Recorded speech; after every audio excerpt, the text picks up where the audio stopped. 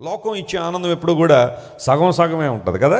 కొంతసేపు, కొంత సమయం, ఇంత సమయం అన్నట్టుగానే ఆనందం ఉంటుంది. కానీ పరిపూర్ణమైన, స్వచ్ఛమైన, నిత్యమైన ఆనందం ప్రభువులో లభ్యమవుతుందని అనేక విషయాలు బైబిల్లో మనం వింటూనే ఉన్నాం. పూర్ణ హృదయంతో మీరు సంతోషించి గంతులు వేసేయండి. ఎందుకు ఈ సంతోషించి గంతులు వేయండి అంటే, అక్కడ రాయబడిన 3 ప్రాముఖ్య విషయాల మీద ఈరోజు మనం దృష్టి నిలపబోతున్నాం. ఎందుకు ఒక క్రైస్తవుడు సంతోషించాలి, దేవుని బిడ్డలు ఎందుకు పూర్ణ హృదయంతో సంతోషించి గంతులు వేయాలి. కొన్నిసార్లు చూడండి, ప్రపంచంలో చాలామంది కొన్ని కారణాలను బట్టి బహుగా సంతోషించే వాళ్ళు చాలామంది ఉంటారు. బహుగా సంతోషించేవాళ్ళు, లేదా కొన్ని సంఘటనలు మనిషిని అతి తీవ్రంగా బాధ పెడుతూనే ఉంటాయి. కొన్ని సంతోషాలు తాత్కాలికంగా ఉండి మనుషులను ఇబ్బంది పెట్టే సంతోషాలు కూడా ఉన్నాయి. ఒకసారి ఈ ప్రాంతంలో ఒక వ్యక్తి లాటరీ టికెట్లు కొనే అలవాటు ఉంది అతనికి. లాటరీ టికెట్లు కొంటా ఉన్నాడు. ఒక్క టికెట్ కొన్నామంటే అది కనుక లాటరీలో వచ్చిందంటే ₹1 కోటి లేదా 10 లక్షలు కనుక మనకు లాటరీ వచ్చేసిందంటే పరిస్థితులన్నీ కూడా మనకి మంచిగా అయిపోతాయి, అప్పులన్నీ తీర్చేయచ్చు. మిగతా డబ్బులు ఎక్కడో చోట ఫిక్స్డ్ వేసుకుని ఆ వచ్చే వడ్డీతో నెలంతా బ్రతికేయచ్చు అనే ఆలోచనలో ఆ వ్యక్తి లాటరీ టికెట్లు కొంటూ ఉన్నాడు. ఆఖరికి ఒక రోజున మీకు లాటరీ వచ్చిందనే మెసేజ్ వచ్చింది అతనికి.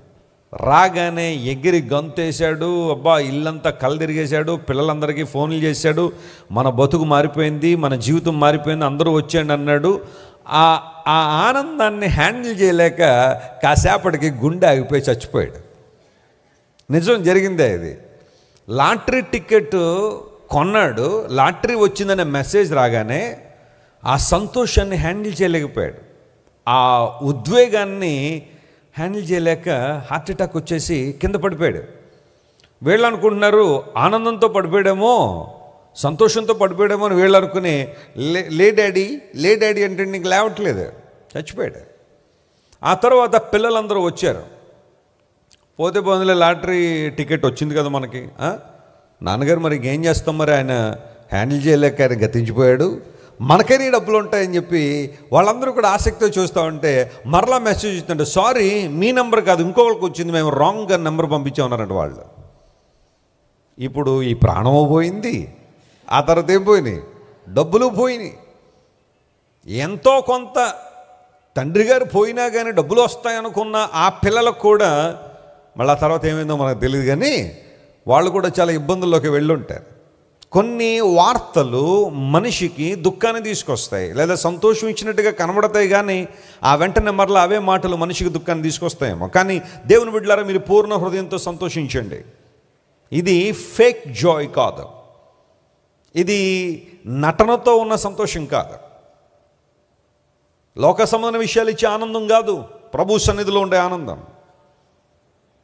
You have to rejoice. సంతోషించండి, ఉత్సాహధ్వని చేయండి, జయధ్వని చేయండి. ఎందుకు అని ఆలోచన చేస్తే మొట్టమొదటి మాట, యెహోవా మీకు విధించిన శిక్షను ఆయన ఏం చేశాడు, ఆయన కొట్టివేశాడు. స్తోత్రం చెప్దాం ఒకసారి, హల్లెలూయా.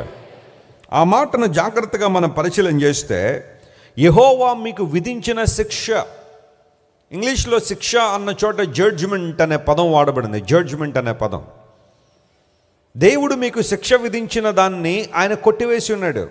హిబ్రూ భాషలో మిష్పాత్ అనే పదం ఉపయోగించబడింది. మిష్పాత్ అనగా pronounced judgement, a verdict that was delivered from the mouth of a judge. ఒక న్యాయమూర్తి తన కుర్చీలో కూర్చుని ప్రకటన చేసే ఆ శిక్ష ఉంటుంది చూసారా, దాన్ని అఫీషియల్ అండ్ ఫార్మల్ వెర్డిక్ట్ అంటారు. Pronounced judgement from the mouth of a judge is called mishpat. ఆ పదం వాడారు ఇక్కడ. దేవుడు మీకు విధించిన శిక్ష, దాన్ని దేవుడు కొట్టేశాడు ఆయన. చూడండి, కోర్టు కేసుల్లో కేసు కొట్టేశారు అనగానే కొంతమందికి ఏముంటుంది చెప్పండి, సంతోషం, ఆనందం. రాజమండ్రి సెంట్రల్ జైల్లో 2 ఖైదీలు ఉరిశిక్షకు సిద్ధపరచబడ్డారు. చాలా సంవత్సరాల క్రితం జరిగిన సంఘటన. చిలకలూరుపేట బస్సు దహనం కేసులో చలపతిరావు మరియు విజయవర్ధన్ రావు అని 2 వ్యక్తులను తీసుకొచ్చి రాజమండ్రి జైల్లో పెట్టారు. చిలకలూరుపేట బస్సు దహనం కేసు ఆ కాలంలో చాలా సెన్సేషనల్. దాదాపుగా 30 మంది బస్సుల్లో సహీదహనం అయిపోయారు. చాలా భయంకర విషయమే అది, ఏ ఒక్కరూ క్షమించకూడని విషయం అది. అయితే వాళ్ళని తీసుకొచ్చి జైల్లో పెట్టారు, ట్రయల్స్ జరిగాయి. కోర్టుల చుట్టూ తిప్పారు, న్యాయమూర్తులందరూ పరిశీలన చేశారు. ఫైనల్గా వాళ్ళిద్దరిని కూడా చంపేసేయండి, ఊరేసేసేయండి, ఊరి శిక్ష విధించారు. డెత్ సెంటెన్స్ అండ్ పెనల్టీ వారి మీద ప్రకటించబడింది. వాళ్ళు కూడా సిద్ధపడిపోయారు. రాజమండ్రి సెంట్రల్ జైల్లో పెట్టారు. పెట్టిన తర్వాత ఆ రోజు రానే వచ్చింది. నాకు తెలిసి, ఎందుకంటే మా హౌస్ అక్కడ దగ్గరగానే ఉంటుంది కాబట్టి, ఆ రోడ్డు వెళ్తుంటే ఆ రోజంతా సెంట్రల్ జైల్లో లైటింగ్ పెట్టారు బాగా గట్టిగా. ఎందుకంటే ఇద్దరు వ్యక్తుల్ని అక్కడ ఉరివేయబోతున్నారు. ఎప్పుడో 1976 సంవత్సరంలో నంబి కృష్ణ అని ఒక ఆయన్ని ఇక్కడే రాజమండ్రి సెంట్రల్ జైల్లో హ్యాంగ్ చేశారు. మళ్ళీ ఆ తర్వాత ఉరిశిక్షలు లేవు. ఆ తర్వాత మళ్ళీ వీళ్ళకే ఉరిశిక్ష విధించారు. అన్నీ రెడీ చేశారు. మ్యాజిస్ట్రేట్ దగ్గర నుంచి అందరూ కూడా వచ్చేశారు. ఆ డెత్ పెనల్టీ ఎగ్జిక్యూట్ చేయడానికి చాలామంది అధికారులు వచ్చారు. పేపర్ల నిండా అవే విషయాలు. తెల్లవారుజామున 5 గంటలకే తెల్లవారక మునిపే ఉరివేసేయాలి కదా. వాళ్ళిద్దరినీ కూడా రెడీ చేయడానికి ఆ సాయంకాల సమయంలో పోలీసు వాళ్ళ దగ్గరికి వెళ్ళి మీ చివరి కోరిక ఏంటి అని అడిగారు. యూజువల్గా అలాంటి డెత్ పెనల్టీ ఉన్న వాళ్ళు ఎవరికైనా చివరి కోరిక ఏంటి అని అడుగుతారు. చివరి కోరిక ఏంటి అని. భగత్ సింగ్ అనబడే వ్యక్తి, స్వాతంత్రోద్యమంలో పాల్గొన్న వ్యక్తి భగత్ సింగ్ను కూడా ఆ కాలంలో బ్రిటిష్ వారు ఉరివేసి చంపేసినప్పుడు అతను కూడా అడిగాడు చివరి కోరిక ఏంటని. ఒక సాధారణ మహిళ, బహుశా ఆమె పేరు నాకైతే గుర్తులేదు, కానీ ఆమె చేతి వంట తినాలని ఉంది అంటే ఆమెతో వండించి ఆహారం పెట్టిన తర్వాత భగత్ సింగ్ని చంపేశారు. అలాగే ఉరిశిక్ష వేసే వాళ్ళందరికీ కూడా చివరి కోరిక ఏంటని అడుగుతారు. సద్దాం హుస్సేన్కి కూడా ఉరిశిక్ష విధించబడినప్పుడు అతను కూడా అడిగారు, నీ చివరి కోరిక ఏంటంటే నాకేమీ లేదన్నాడు, కోరిక ఏమీ లేదన్నాడు. ఆ తర్వాత తీసుకెళ్ళి ముసుగు వేస్తుంటే నాకు ముసుగు వేయకుండా చంపేసాడు అన్నాడు ఆయన. యూజువల్గా ఆ ఉరిశిక్ష వేసే వాళ్ళకి నల్లటి ముసుగు ధరింపజేస్తారు. ఆయన అన్నాడు, ఈ ముసుగు లేకుండా నన్ను చంపేసాను పర్వాలేదు అని అంటే సద్దాం హుస్సేన్కి ముసుగు లేకుండానే ఉరి వేశారు.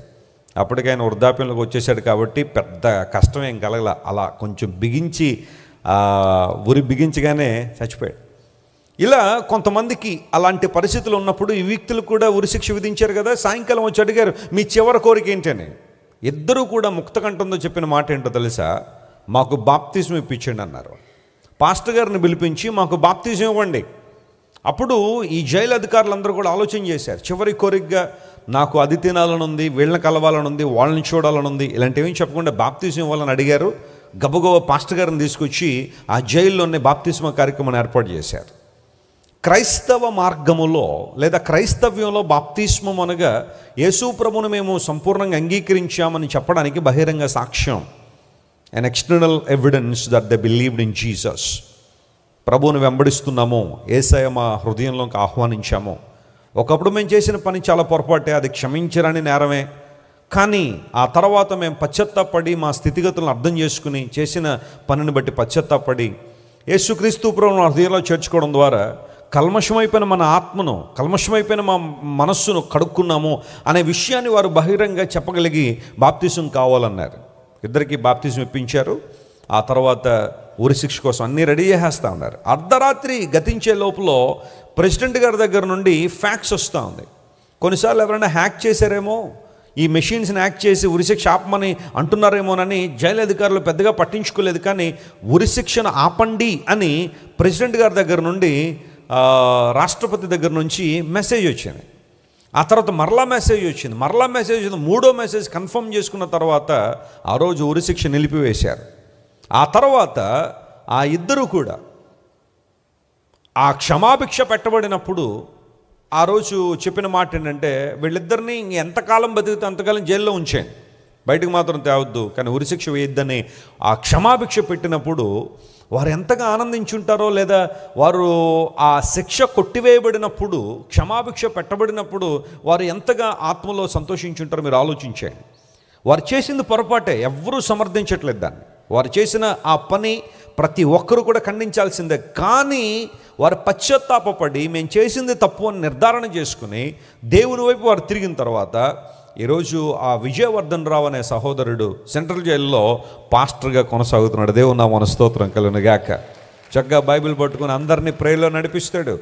ఎస్, ఆ సెంట్రల్ జైల్లో ఉన్న ఖైదీలందరూ కూడా ఏదో ఒక నేరం చేసో, లేదా కొంతమంది రిమాండ్ ఖైదీలో ఎక్కడో చోట ఆ లోపల ఉండడంలో ఒక తీవ్రమైన డిప్రెషన్, నిరాశ, నేను చాలామంది ఆ చెరసాల నుంచి బయటకు వచ్చిన తర్వాత కొంతమంది నన్ను కలుసుకుంటూ ఉంటారు. ఆ పరిస్థితి ఎలా ఉందని చెబుతూ ఉంటే చాలామంది చెప్పిన మాట ఏంటో తెలుసా? మేము బయటకు వచ్చిన తర్వాత సన్మార్గంలో నడవాలని, సత్ప్రవర్తనలో నడవాలని నిర్ణయించుకొని మేము ప్రభు కృపలో వర్ధిల్లుతున్నామని మంచి సేవకులైన వాళ్ళు కూడా చాలామంది ఉన్నారు. పదే పదే బైబిల్ చెబుతున్న మాట కూడా అదే. నీ గతం ఎంత దౌర్భాగ్యమైంది అయినా, నీ గతం ఎంత భయంకరమైంది అయినా, when you start your journey with God, దేవునితో నీ జీవితాన్ని ప్రారంభిస్తే, కాగా ఎవడైనను క్రీస్తునందున ఎడల వాడు నూతన సృష్టి, పాతవి గతించును, సమస్తం ఏమైనాయి? నూతనపరచబడ్డాయి. సమస్తము నూతనపరచబడిన అనుభవంలోనికి మనం వస్తున్నాము. దేవుడు ఆయన విధించిన properly and formally pronounced judgement upon the world. No sin in the world will go unpunished. ప్రపంచంలో, ఈ భూలోక చరిత్రలో ఏ పాపము కూడా శిక్షించబడకుండా పోదు. పాపం అనగా దేవుని మాటకు అవిధేయత చూపించడం, మిస్సింగ్ ద మార్క్. సిన్ అనే మాటకు సరైన అర్థం ఏంటంటే మిస్సింగ్ ద మార్క్. దేవుడు ఒక స్టాండర్డ్ని సెట్ చేశారు. దేవుడు ఒక జీవితాన్ని మనకిచ్చి ఇలా నువ్వు బ్రతకాలని దేవుడు చెప్పినప్పుడు అలా బ్రతకపోవడమే అదే పాపం. మిస్సింగ్ ద మార్క్ అనే ఆ అర్థం ఇచ్చే ఆ సిన్ అనే మాటకు అర్థం అదే. దేవుడు అన్నాడు, మీరు ఇది చెయ్యండి, ఇది చేయకూడదని దేవుడు ఖచ్చితంగా చెప్పేశాడు ఆయన. మనం చేస్తున్న పని ఏంటంటే చేయవద్దు అన్న పనులు చేస్తున్నామో, చెయ్యండి అన్న వాటిని ఏం చేయట్లేదు, మనం చేయట్లేదు. That's the sin. అదే పాపం. పాపం వల్ల మనిషికి శిక్ష విధించబడింది, శిక్ష ప్రకటించబడింది. అయితే మానవుడు సంతోషించి ఆనందించాల్సిన కారణం ఏంటంటే దేవుడు విధించిన శిక్షను ఆయనే ఏం చేశాడు? మరలా కొట్టేశాడు. ఏం జరిగింది ఇక్కడ? మన మీదకు రావాల్సిన శిక్ష ఎటుపోయింది? మానవులందరూ పాపం చేసి దేవుడు అనుగ్రహించి మహిమను పొందలేకపోతున్నప్పుడు ఈ శిక్షను ఎవరు భరించారు? నేను పాపినైనప్పుడు నాకు రావాల్సిన శిక్ష ఏమైంది? ఈరోజు నేను దేవుని స్థలంలో నిలబడి, ప్రభువా నా శిక్షను కొట్టివేసినందుకు నీకు వందనాలు అని నేను చెప్పానంటే, ఆ శిక్షను నాకు బదులుగా ఎవరు భరించారు? ఎవరు ఆ శిక్షను నాకు బదులుగా తీసుకున్నారు? పాత నిబంధన గ్రంథంలో ఎవరైనా దేవునికి విరోధంగా పాపం చేస్తే దానికి తగిన మూల్యం చెల్లించుకోవాల్సి వచ్చేది. ఒక గొర్రె పిల్లను కానీ, మేక పిల్లను కానీ, ఒక కోడెని కానీ తీసుకొచ్చి బలివ్వాల్సిన పరిస్థితి ఉండేది. ఎందుకు దేవుడు ఆ పరిస్థితిని అనుమతించాడు? దేవుడు ఏదైనా చేశారు అంటే దాని వెనకాల పరమార్థం ఉంటుంది, ఒక మహోన్నతమైన అర్థం ఒకటి ఉంటుంది. ఆ బలి చేయబడాల్సిన ఆ జంతువును తీసుకొచ్చిన తర్వాత ఏ వ్యక్తి అయితే ఆ బలిని అర్పించబోతున్నాడో ఆ వ్యక్తి తన చేతులను తీసుకెళ్ళి ఆ జంతువు తల మీద పెట్టాలి. పెట్టి, వాస్తవంగా పొరపాటు చేసింది నేను, తప్పు చేసింది నేను, పాపం చేసింది నేను కదా చనిపోవాల్సింది, కానీ నా శిక్షను, నా పాపాన్ని, లేదా నా మీదకి రావాల్సిన భయంకరమైన ఉగ్రతను నీ మీదకి ట్రాన్స్ఫర్ చేస్తున్నాను, నీకు ఇచ్చేస్తున్నా, నువ్వు నా పక్షంగా భరించు అన్నట్టుగా ఆ వారు చేతులేసి ఆ తర్వాత ఆ గొర్రె పిల్లలు కానీ, మేక పిల్లలు కానీ వధించేవారు. యాజకుడు చేయాల్సిన పని కూడా అదే. అయితే యేసుక్రీస్తు ప్రభువారు ఈ లోకానికి ఎందుకు వచ్చారు 2000 సంవత్సరాల క్రితం అంటే, ఆయన మనందరి పాపాన్ని సిలువలో భరించి, సిలువ మరణం ద్వారా సంధి చేసి, రికన్సిలియేషన్ అనేది యేసు ప్రభువారు చేయడానికి ఈ లోకానికి వచ్చారు. ఆయన సిలువ మీద మనందరి కోసం మరణించి, తన రక్తాన్ని కార్చి, దారదారులుగా తన రక్తాన్ని చిందించి, మన స్థానాన్ని ఆయన కోరుకునే, మన మీదకు రావాల్సిన శిక్ష ఆయన భరించి, ఇప్పుడు ఆయన చెప్పిన మాట ఏంటో తెలుసా? ఎవరైతే నా యందు విశ్వాసం ఉంచుతారో, ఎవరైతే నా యందు నమ్మిక ఉంచుతారో వారందరి మీద ఉన్న శిక్ష నేను ఏం చేస్తున్నానో? కొట్టివేస్తున్నాను.